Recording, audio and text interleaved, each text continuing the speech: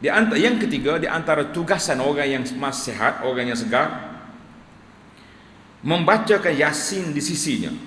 Kita nak pergi biasa dah. Kalau pergi dekat orang nak mati, dia akan masa baca Yasin. Baca Yasin. Berdasarkan ada tiga hadis ada. Mari kita tengok. Wa an Ma'qil bin Yasar, hadis ini diriwayat oleh Ma'qil bin Yasar, seorang sahabat. Dia kata apa?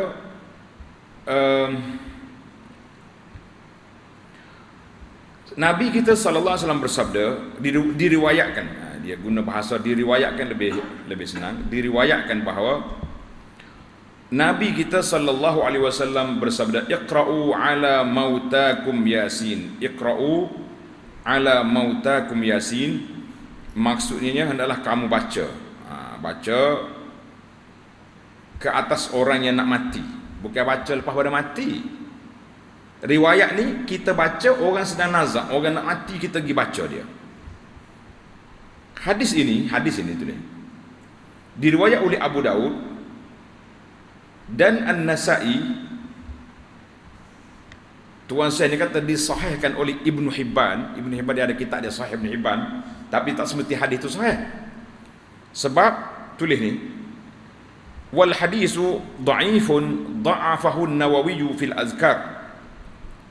Imam Nawawi kata hadis ini dhaif dalam kitab Al-Azkar, dan juga Al-Ibnu Hajar dalam kitab At-Talkhisul Habir mengatakan hadis ini dhaiful isnad, sanad dia pun tidak ini dhaif.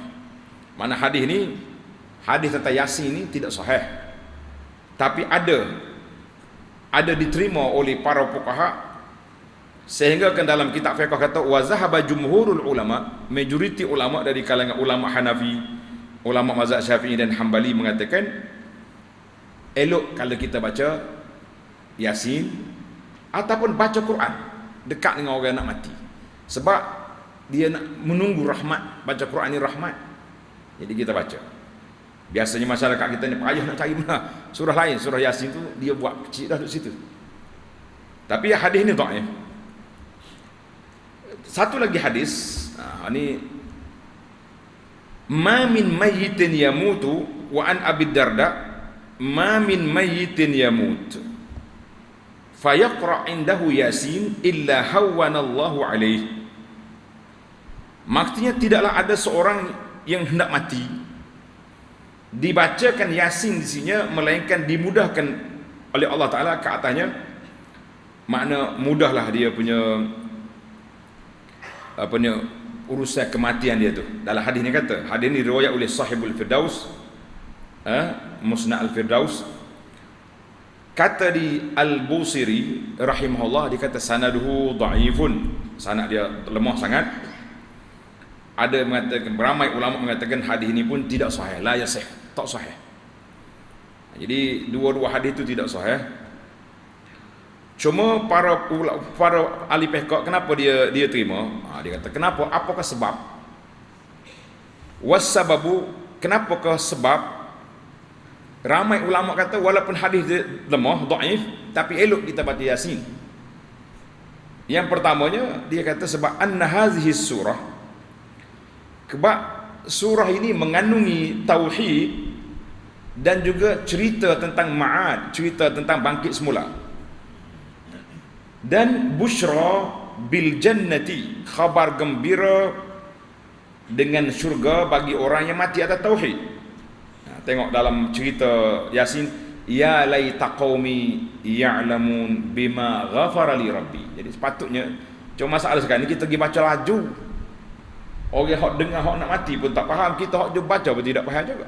Jadi maksud tujuan baca tu kerana tadi.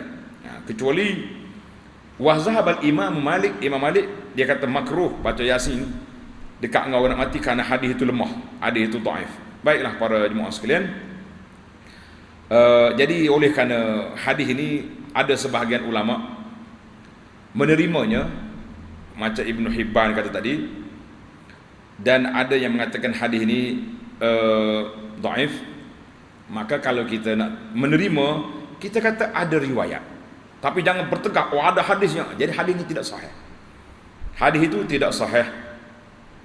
Jadi bila tidak sahih, jadi ada juga uh, amalan-amalannya yang dikhilafkan oleh ulama tentang dalam bab fadail.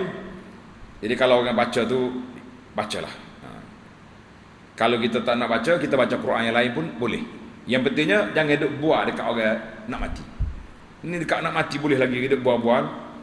Jadi kita tak usah duk buat, kita pergi apa ni, baca Yasin atau baca Quran, baca Qul Huwallah, ikutlah apa saja yang kita ingat, kita baca. Ada lagi satu hadis yang diviralkan oleh orang dalam YouTube.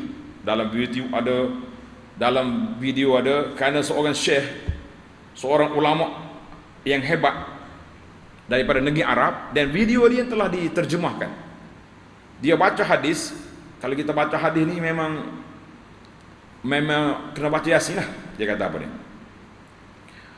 Ayyuma muslim qur'a indahu, dengan jangan tak payah tulislah. Hadis ni memang hadis, ulama kata tak ada asal pun di hadis ni. Ada yang mengatakan maudhu', ada palsu.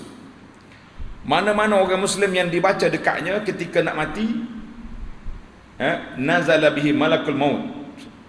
Jadi malaikat mau mati, kita pergi baca Yasin. Apa jadi? Nasaya turun dengan setiap huruf daripada Yasin itu 10 malaikat. Setiap huruf 10 malaikat. Malaikat ni duk beratur buat soft-soft, duk minta ampun dengan dia, duk tunggu dia mandi.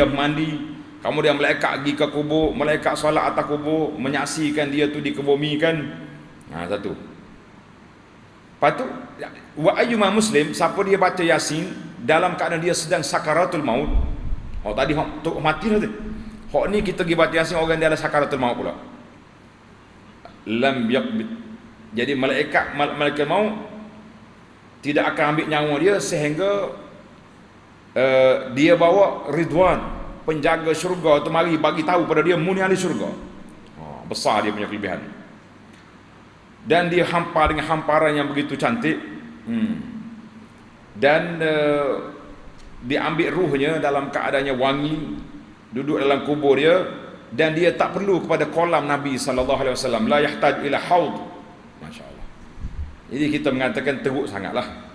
Kita ni berusaha sangat-sangat nak pergi sampai ke kolam Nabi, tiba-tiba dengan baca Yasin dekat nak mati ni, kolam Nabi pun tak perlu. Malaikat mari duk tunggu berpuluh ribu sampai ke solat, sampai jenazah. Jadi kata di Al-Qadi Zakaria dalam hasyiah daripada tafsir Baydawi, dia kata hadisun maudhu', ini hadis palsu. Kalau dengar video ni, Arab ke siapa, delete, jangan disebarkan. Kalau kita sebar setelah kita belajar, bermakna kita juga menumpang sama menyebarkan hadis yang tidak sahih daripada ni. Kalau dhaif, ada kategori. Kita tak sama hadis dhaif dengan hadis maudhu'. Hadis dhaif ni lemah, tapi ada lagi lah ruang untuk kita ambil dia. Tapi kalau maudhu' maknanya riwayat dia tu palsu. Baru tu anak gurau, tapi betul lah. Kita jangan samakan hadis palsu dengan gigi palsu. Tak boleh sama. Gigi palsu comel kalau dia ada, tapi hadis palsu kalau ada, kita tahu, kita sebar. Nabi kata man kadzaba alayya muta'ammidan falyatabawa maq'adahu minan nar. Itu bahaya. Siapa dia tahu dia sebar juga, maka orang ni ambil tempat dia dalam neraka. Jadi itu ancaman daripada Nabi SAW. Walaupun kita berniat baik, saya niat baik nak suruh orang beramal, tidak boleh. Sebab itu kita tak kata, kita marah. Tiba-tiba ada orang mari tanya dia, kita orang duduk sebar di pasar ni, bahawa esok kita ajak pergi rumah makan belakang. Kita tak ajak ke siapa-siapa. Mana agak? Cari kita dah. Bercawak kita cari siapa dia ni. Sebar berita kata aku saudara. Ini berita tentang hak Nabi SAW. Boleh kita pergi yang lain. Sebab itulah para jemaah, para pendakwah, para asatizah, rujuklah, murajaah lah hadis-hadis yang nak sampai kepada masyarakat. Jangan dikira asal kadang lagi tak kira hadis. Lah. Ilmu hadis ada disiplin dia. Ilmu hadis ada disiplin dia. Baiklah. Jadi kata di dalam kitab ini, kata mereka, kata ulama, dia kata hikmah membacakan Yasin itu adalah kerana hal-hal kiamat dan hari kebangkitan ada tersebut dalamnya. Dengan demikian menjadi barulah maklumat itu kepada orang yang nak mati. Itu kalau dia faham. Jadi eloknya kalau macam ni kena terjemah lah. Terjemah tepat-tepat ayat kiamat ni, kita terjemah intipati Yasin itu. Ataupun waktu hidup ni Belajar selalu Yasin. Ada beberapa surah yang kita kena tadabbur. Yang paling utama sekali surah Fatihah. Kemudian surah Yasin. Kemudian surah Al-Kahfi. Surah yang menjadi bacaan rutin kita. Al-Mulk, pada waktu malam kita baca. Kena murajaah. Tak cukup dengan sekadar baca ramai-ramai lepas tu balik. Tak. Tujuan baca Al-Mulk tu ingat ke mati. Jadi belum kita nak kita baca lepas tu kita tidur dalam keadaan kita ingat kepada Allah Azza wa Jalla. Itu hikmah dia. Baik.